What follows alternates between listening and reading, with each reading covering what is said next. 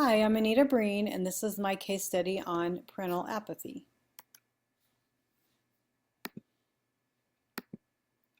Category 1 is problem identification and analysis. I had to tell you what I know, what I need to know, and what the problem is. So what I know that Mrs. Rose is a new assistant principal, and she wants to increase parent and community involvement in the school. Currently, there is no organized PTA or PTO group. And the principal hasn't had much luck with parent involvement in the past. And his contact with the community is through comments from parents either through telephone or at parent-teacher conferences. I also know that the principal doesn't want a PTA or PTO group organized. He wouldn't mind a parental or a parent advocacy group or advisory group, but that's all. And Mrs. Rose has tried to get a parent meeting together, and only 8 parents showed up to that meeting. What I need to know. I need to know why the PTA or PTO group they had in the past, why did it disband or why did it fail in the past? Why isn't there one now? I want to know what is causing the lack of parental involvement, what's stopping parents from being involved, and what strategies has the principal used in the past to get parents involved? What are his methods of communication with parents and community members? How is he communicating with them?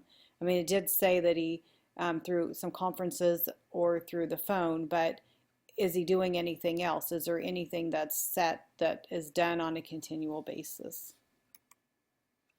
Also, have there been any complaints against the principal? Have the parents complained? Maybe that's why they're not being involved. Maybe they've had some issues with him. So I need to know that. How can teachers benefit from parent community involvement? What do the teachers need from the parents? What could they use? And what types of media are available in the community that ways that the school could get information out to parents in the community? Problem identification. John F. Kennedy School has little to no parent or community involvement. Mrs. Rose wants to increase the parental involvement, but she's not getting the support she needs from the principal. The principal would prefer that parents and community stay out of school business. I think the lacking communication and involvement between parents in the community and the school is detrimental to the success of the students. Category 2 is a proposed plan of action with appropriate strategies for implementation. My first step in my plan would be to proceed with a meeting with the 8 people who are present. So there are 8 people came. Rather than not having the meeting, go ahead and have that meeting with those 8 people. They took the time to be there. I think some strategies would be to talk with the people present to get their input about how to improve parent involvement within the school and what the school can do to help them. Form an advisory group that the principal said he would allow with those people who are present, and maybe have those people become the leadership of that group. The next thing that I would do would be to build support from the teachers. I would meet with the teachers to see how they could benefit from parent and community support. I would tell them about my ideas to start the new parent advisory group and maybe possible PTA, PTO, see how that goes with the principal. Find out what worked in the past with the last PTA, PTO groups, if any of the teachers were around back then. What was it that made that successful, and maybe what needed to be improved upon? Maybe some, I don't know what happened in the past that made it disband, but maybe some of those teachers know and I could get that information from them during that meeting. The next step would be to get support from the principal for holding future meetings with parents. I would ask the principal to meet to discuss possible meetings. I would give him the information gained from meeting with the teachers, and I would offer to head that leadership of parent support group. If he's willing to go ahead with a parent advisory group, I would offer to take charge and take that responsibility away from him, and maybe the stress that might involve if that is something that's bothering him. And the last step I would add would be to begin communicating with parents and community on a weekly basis. I would develop a weekly announcement bulletin. The bulletin would include the happenings of the school or students, if anything special happened in a class, or field trips that happened, what they did, and then the upcoming events for the next week, so parents kind of know what's coming up.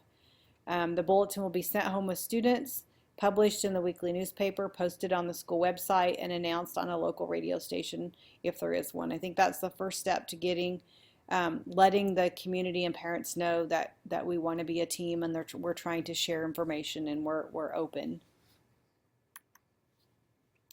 Category 3 is resolving the issues based on promoting the success of all students. Student success in school is in part due to the parent support, having support from their parents. By proceeding with the meeting with those 8 parents who showed up, it lets them know that their time is valuable and appreciated, and whatever input they bring to that meeting is very important to us. And when we have their support, the students can only benefit from that. We're building that bridge back. Whatever happened to it in the past, we're building that there.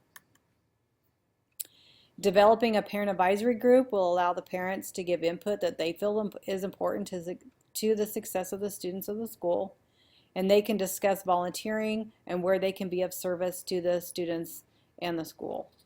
Maybe what their strengths are, what they have to offer, finding out what the teachers need, and then what they can bring to the table. And arranging another meeting for parents and community and giving plenty of advance notice will allow more parents an opportunity to come and give ideas for the advisor group or other changes they feel are important.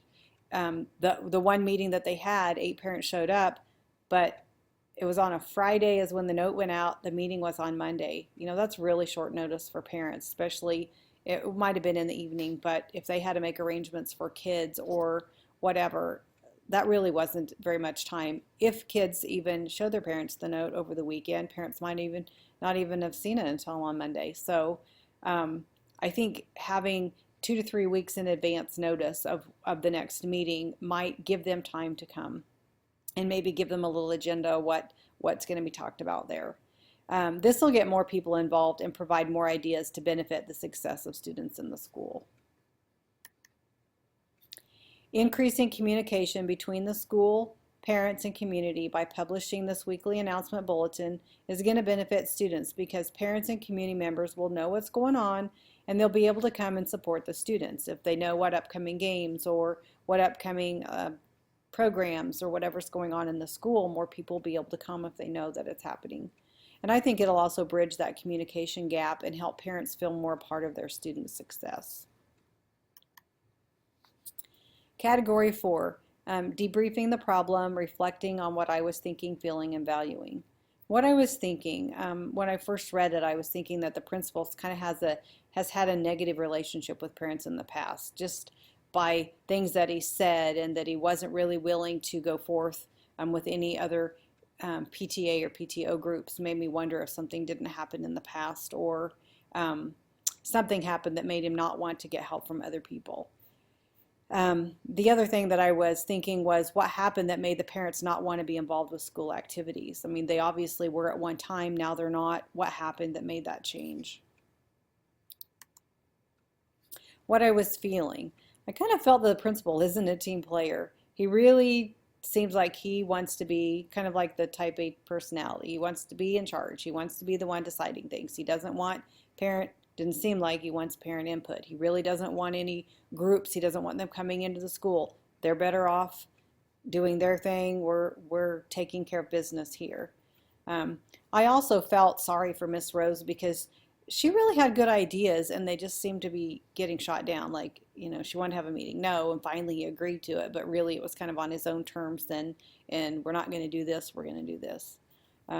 The principal, I kind of felt like he was kind of arrogant and judgmental when he said that of the 8 people that showed up at the meeting, that it was probable non-representativeness of parents present. So maybe it was, you know, he didn't want to go forth with the meeting because of that. I don't know if it was because of he knew the 8 parents who were there and he didn't feel like it represented the whole. You know, just even saying that to me was kind of being judgmental, I thought.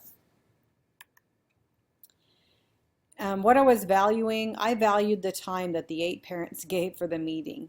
And regardless, they had short notice, but they showed up. And I really valued that they cared enough to show up. I value the passion of Mrs. Rose to make changes. She wants to make changes and she's determined to, and she's not really getting in the face of the principal, but she's really trying to stay at it so that she can get these made. And I also valued Mrs. Rose's respect for the principal's position as leader. She did not agree with him, but she didn't at that opportunity. She didn't take the opportunity then to get in his face about it. I mean, she didn't agree, but she's stepping back, knowing he is that decision maker, and going to proceed maybe a little more cautiously. Issues that I feel remain unresolved are what the reasons were why there isn't a current PTA or PTO group. Why did it disband? What made it fail and parents not being involved right now? Also, why the principal doesn't want the help of a PTA, PTO group. What's happened to cause this? You know, we need to find that out. There was one, there isn't one, he doesn't want one now. Why? What's the reason for this?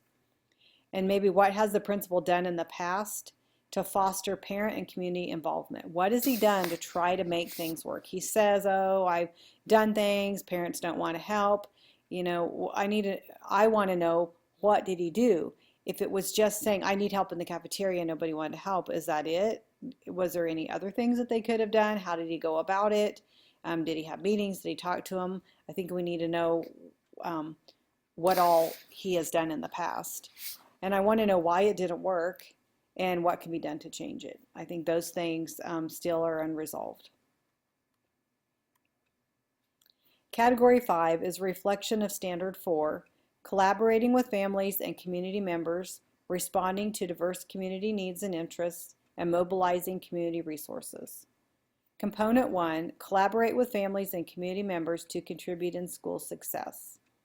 This was done because we proceeded with the meeting with the 8 parents who were present. I developed a parent advisory group to get input from them.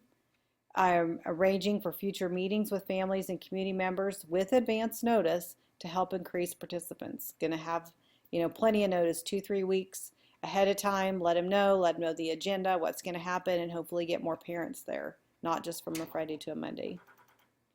And then bulletins were sent home and published in the paper.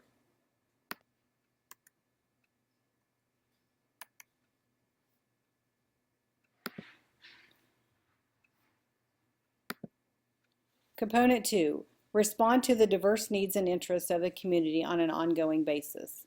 I'm getting input from parents and the advisory group, finding out what they feel needs to be done in the school only leads to success of students.